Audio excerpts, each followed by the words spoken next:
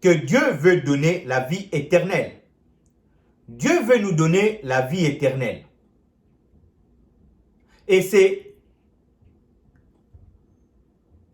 Voilà pourquoi il a dit ceci.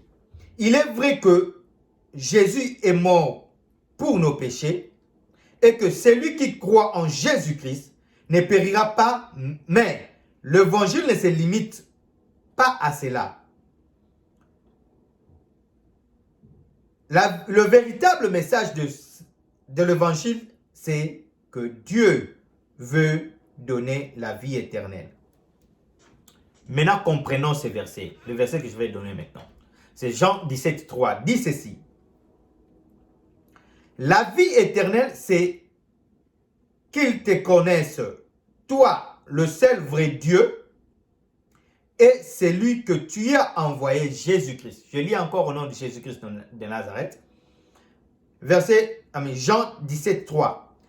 La vie éternelle que nous tous nous cherchons, c'est qu'ils te connaissent, toi, le seul vrai Dieu, et celui que tu as envoyé, Jésus-Christ.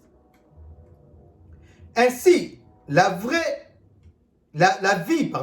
éternelle, c'est connaître le Père et le seul vrai Dieu et Jésus-Christ qu'il a envoyé. Voilà ce que la vie éternelle. Maintenant, connaître. Quand Jésus a dit de connaître que tu es le vrai Dieu et que tu as envoyé Jésus-Christ. Connaître, c'est quoi?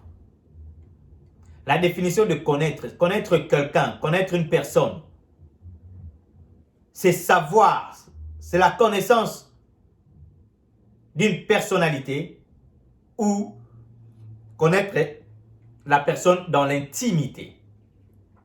Connaître quelqu'un personnellement ou connaître cette personne dans l'intimité. Donc cela veut dire quoi? Tu as ta femme dans la maison, par exemple. Tu peux dire que tu connais ta femme. Pourquoi? Parce que votre relation est dans l'intimité. Il te connaît, il connaît quand tu sors, tu vas au travail et que personne ne connaisse. Il connaît que quand tu sors, tu pars au Congo ou tu pars en Europe, que quelques personnes ne connaissent. Tu vas enseigner ou tu vas faire quelque chose. Elle connaît cela. C'est ça l'intimité. Elle connaît tout ce que tu fais. Personnellement, c'est comme ton ami que tu connais personnellement. Donc c'est ça. Dieu veut que nous ayons cette relation. Une relation d'intimité. De le mettre dans première position. Pas seulement personnel, oui aussi personnel, mais beaucoup plus d'intimité. Dans cette intimité, quand tu te donnes, tu le mets dans la première position, tu te donnes à lui tout ce que tu fais. Il est la première personne qui le connaît. Après, si tu es marié, après c'est ta femme. Ou quand vous priez ensemble, vous priez de cela. Parce que Dieu a dit, quand nous deux nous sommes réunis, nous devenons un. Et que nous parlons aujourd'hui de toutes choses que nous devons faire. Et quand nous prions ensemble et nous disons à Dieu ce problème que nous avons ou ce projet que nous avons. C'est ça, connaître Dieu dans l'intimité. Et lire la Bible afin que ton esprit soit transformé. Pourquoi?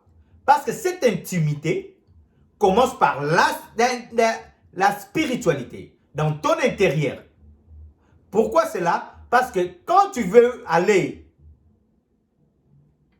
voler, tuer, détruire ou l'adultère, tout ce péché, ça commence par ton intérieur. Donc la première des choses, c'est ton intérieur doit être changé, transformé, afin que le physique prenne place.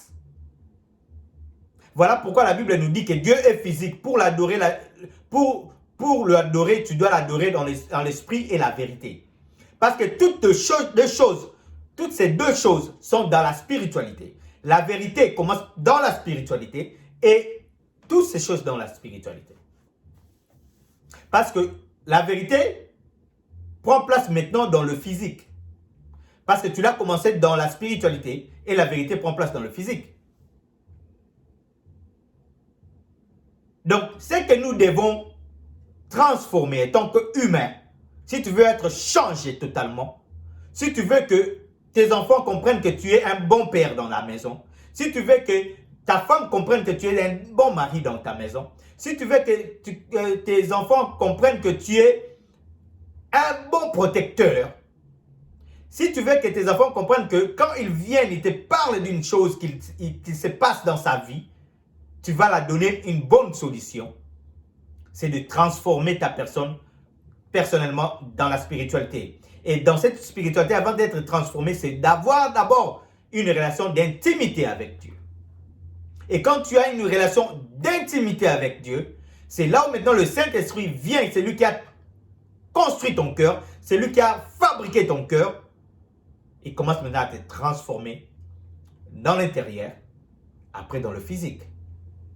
Oui, dans le physique maintenant, ça prend du temps aussi. Mais quand tu acceptes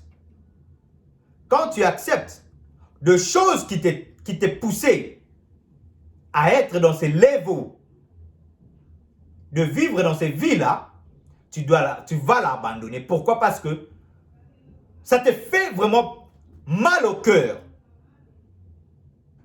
Tu vois, très souvent, je croyais avant que, quand ma femme me parle, je croyais avant que c'est parce que je l'aime, il me dise certaines choses et que ça me fait mal au cœur. Non, c'est parce que tu as accepté de changer.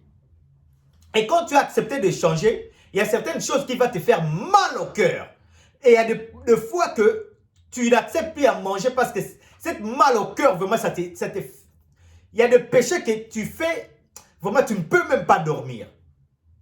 Tu manques même l'envie de dormir. Et quand tu arrives à cette level, maintenant, le Saint-Esprit comprend que tu es capable maintenant de te transformer. Tu es fort maintenant. Parce que ce que tu aimais faire, tu n'aimes plus parce que tu as parlé de ta bouche. Tu n'aimes plus parce que tu as dit seulement pour plaire des gens.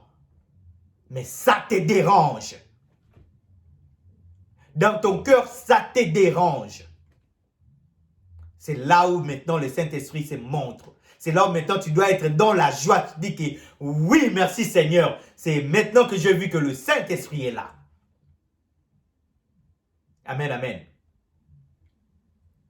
Ainsi, la vie éternelle, c'est connaître le Père seul, vrai Dieu, et le Seigneur Jésus-Christ a envoyé.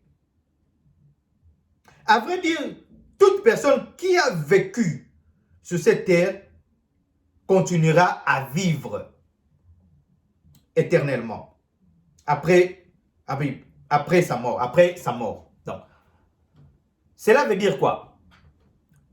C'est notre esprit qui va périr, notre corps reste sous sol, ça part, nos os, ça se transforme du sol. Mais maintenant notre esprit, c'est notre esprit maintenant qui va dans le monde des ténèbres ou au paradis.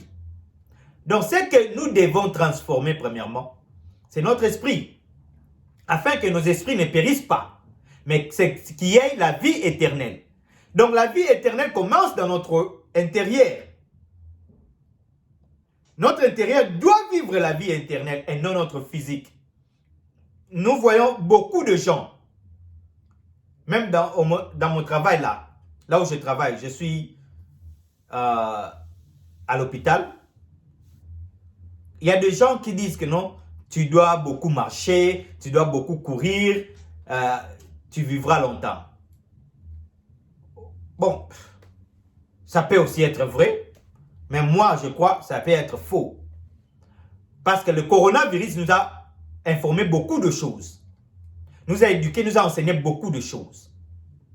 Mais pourquoi ne parler cela? Parce que je suis ici pour l'évangile de Jésus.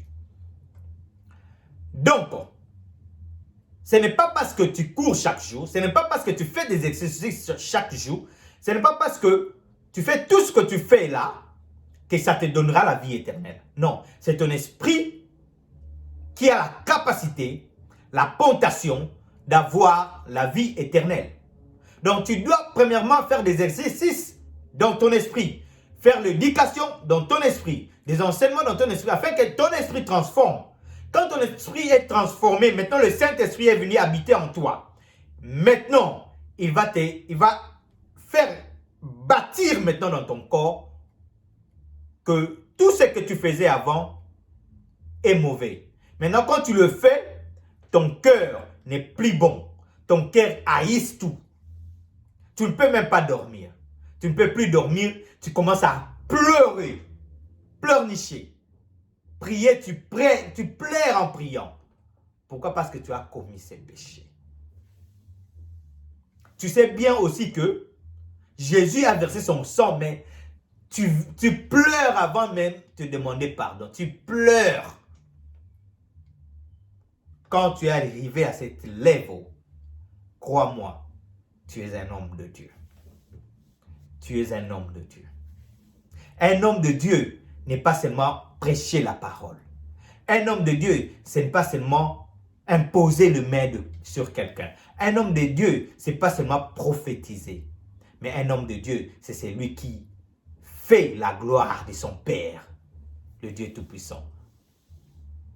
Fait la gloire de Jésus-Christ à la gloire du Père. Donc c'est ça.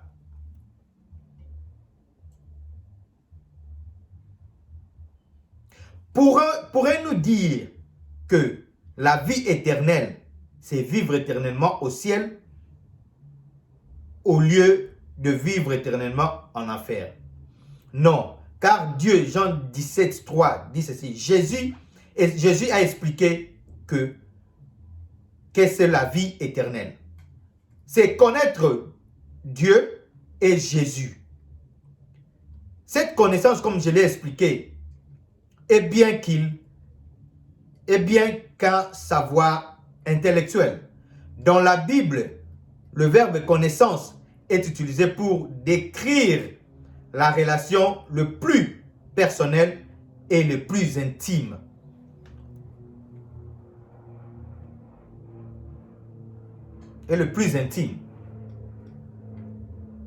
Tu ne peux pas dire que j'ai une relation avec quelqu'un sans pourtant avoir une intimité ou une vie personnelle avec la personne. Tu peux dire par exemple, ok, je le connais, mais connaître quelqu'un, quand on te dit oui, je le connais, connaître quelqu'un, tu dois connaître vraiment la personne. Comme on le dit avec Dieu. Quand tu dis je connais Dieu, quand tu dis je prie Dieu, tu connais Jésus-Christ. Mais pourquoi est-ce que tu continues à faire ces choses? Pourquoi est-ce que tu continues à faire ces péchés? Comment est-ce que tu continues à frapper ta femme? Comment est-ce que tu continues à maltraiter tes enfants? Comment est-ce que tu vas travailler mais tu ne laisses pas la nourriture chez tes enfants? Comment est-ce que tu as une voiture mais tes enfants, tu mets ton travail avant tes enfants? Pourquoi est-ce que c'est là? Maintenant, tu dois penser.